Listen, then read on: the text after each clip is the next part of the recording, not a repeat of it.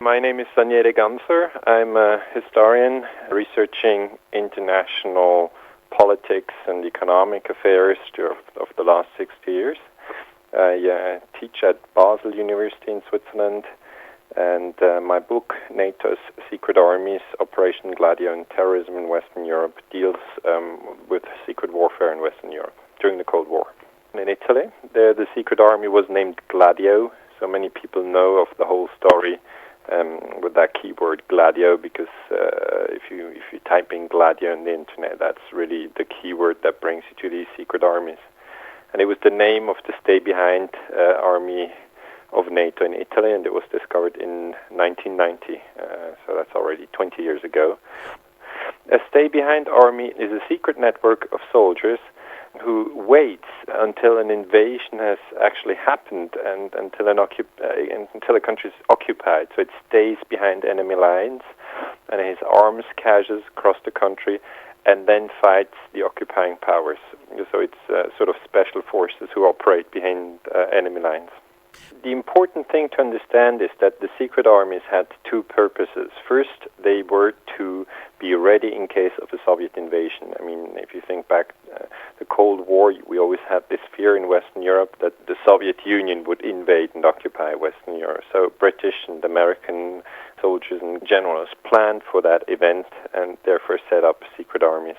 But they were not only fearing a Soviet invasion, they were also fearing communist parties who were active in democracies of Western Europe, quite in peacetime, And so some of the terrorist attacks that were carried out in Italy seem to be linked to right-wing terrorists who carried out these attacks with support of the secret armies and then blamed them on the Italian communists and the socialists just to discredit the left. I mean, that is called false flag terrorism, and it works. Why should you really fear a communist party if that communist party, as in Italy, for example, is democratically elected and that's what the people want? Because the Communist Party in Italy, they were very strong in parliament. They had some 30% of the vote. At some point, if you're strong in the legislative branch, you want to have minister positions. So you want maybe to have the interior minister, or you want to have the defense minister. An Italian defense minister from a communist party would have been a total nightmare for NATO, because within NATO they were circulating all NATO secrets. And they thought that the Italian communists would hand over these NATO secrets directly to Moscow. So this idea that the Italian population votes for somebody whom NATO doesn't want was really the problem during the Cold War. We didn't have full sovereignty. We had democracies, but the democracy was limited. You see that in the case of Aldo Moro, who was assassinated when he wanted to bring the Italian communists into the government. I mean, he was a high-ranking politician, but he was assassinated. There were terrorist attacks in the 1980s, particularly in Italy. Can you give us an example of a couple of those which initially people thought were sponsored by the Soviet Union, but actually turned out to be run by NATO? The most famous attack is the one of 1972, which was carried out in Peteano. It was just a small attack with like 2 or 5 people who were lured to a car, and the car then exploded. There was a few policemen who were lured to the place by an anonymous phone call. This attack was first blamed on the Red Brigade, so there was an anonymous phone call and who said this attack has been carried out by the Red Brigades. And then everybody thought, okay, it was the left. And then 10 years later, an Italian judge, Felice Casson, investigated the attack again and found out that it had been a right-wing terrorist, Vincenzo Vinciguerra. So there we have the exact names. And the man, Vinciguerra, then confessed that he carried out the attack. And he said, yeah, but we were protected by NATO. They had a secret network. And everybody was saying, yeah, the man is just lying, he's got to be crazy. But 10 years later, Italian Prime Minister Giulio Andreotti had to confirm that indeed there was a secret army named Gladio within the Italian military secret services. And then NATO had to take a stand. NATO first said, we don't want to comment. And then on the next day, they said, yes, there exists something like that, but we can't talk about it because it's a military secrecy. And still today, NATO does not want to talk about Gladio. I mean, most people know that NATO is involved in the war against Libya, but they have no clue about secret operations of NATO during the Cold War. We know now that we had secret armies in Germany, in Belgium, in Italy, in Greece, in Turkey, in France, in Portugal, in Spain, in Norway, in Denmark, in all countries of Western Europe, we have these secret armies. That is a confirmed fact. The second thing, which is confirmed, is that these secret armies were linked to NATO and MI6, the British Secret Service, and CIA, the American Secret Service, and that they were trained by special forces, the SIS and the special forces of the US, the Green Berets. That is what we know, but we also know that in these countries we had terrorist attacks, but now to link the terrorist attacks in each country to the secret soldiers is very complicated, because we don't have written documentation from NATO which says, for instance, in Belgium we had a series of terrorist attacks, and we can prove we had terrorist attacks, but we don't know what the secret soldiers were linked. In fact, the Belgian Senate tried to investigate the links between the secret army, which existed in Belgium, that is confirmed, and the series of terrorist attacks which are called the Brabant massacres, which took place in the 1980s.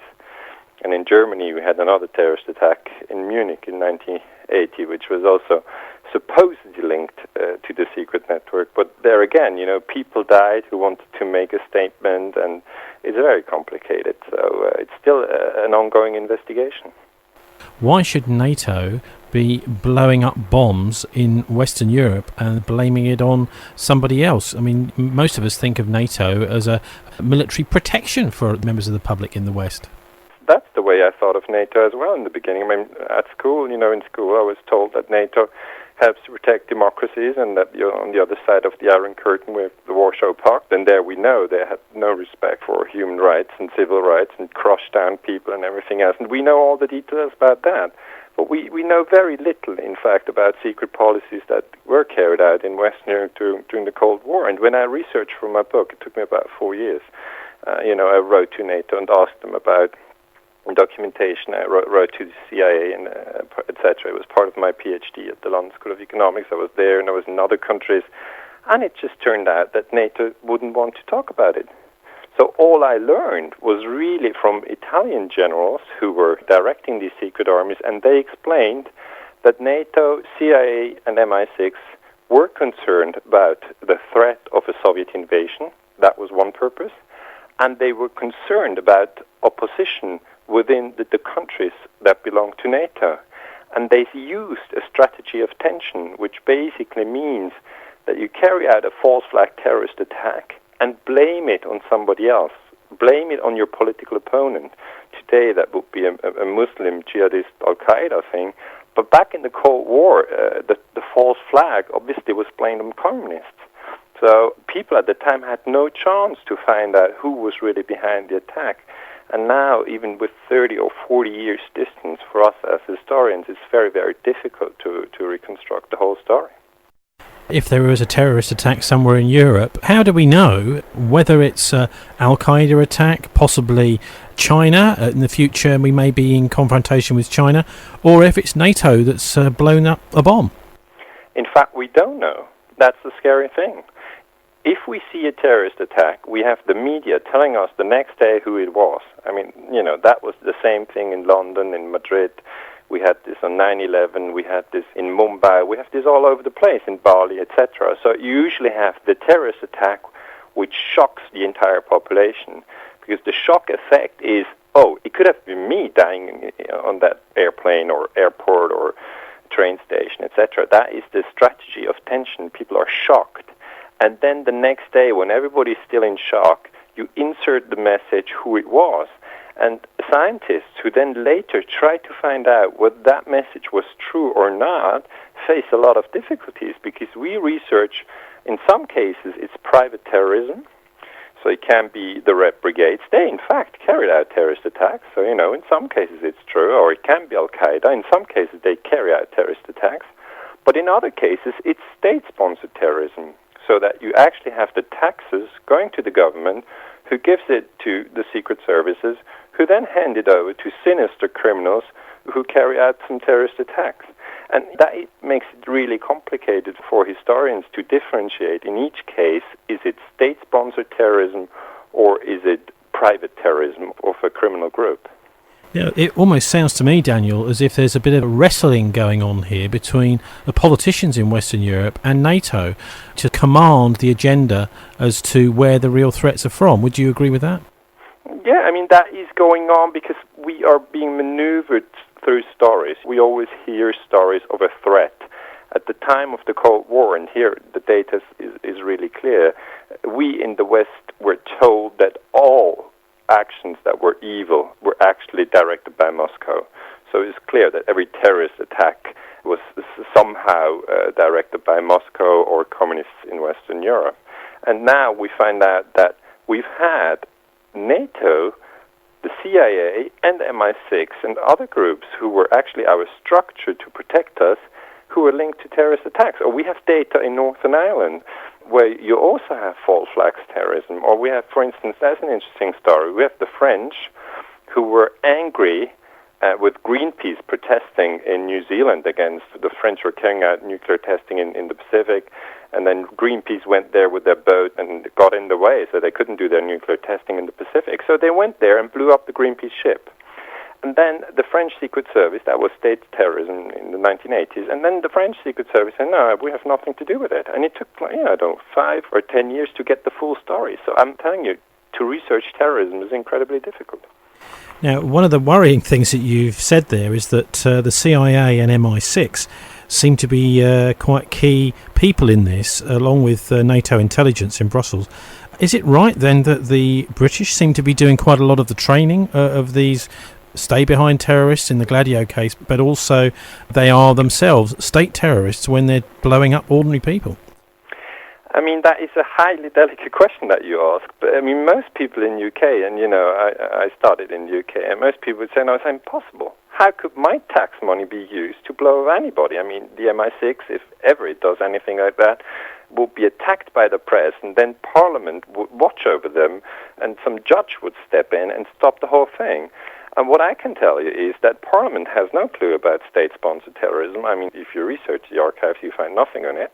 That the media, they don't actually work on the subject that often, apart from a small radio station like yours maybe. And in academia, we have very hard time to find out specific cases where CIA or MI6 sponsored terrorist attacks. But one example, in 1953 in Iran, we had the overthrow of the Mossadegh government. And it was very important to get the people there angry. So we have CIA operatives who carry out terrorist attacks, threw some bombs into some mosques, and then stirred up hatred, stirred up fear. And that is the strategy of tension, which in the end helped to topple a government and control the oil in the region. So these things are not just fantasy, but they are very difficult to research. And it is important to stay with a specific case in a specific country and a specific year. So that's what I try to do with my book on the NATO secret armies. I did it on 400 pages, and everybody who's interested can dig into the material. The book NATO Secret Armies, Operation Gladio and Terrorism in Western Europe, describes how secret networks were set up by CIA, MI6 and NATO during the Cold War to fight communism, and false flag terrorism was involved. And the book has been translated into 10 languages and sold over 10,000 times. So it's a delicate subject, and people who are interested in that matter can certainly find it on the internet.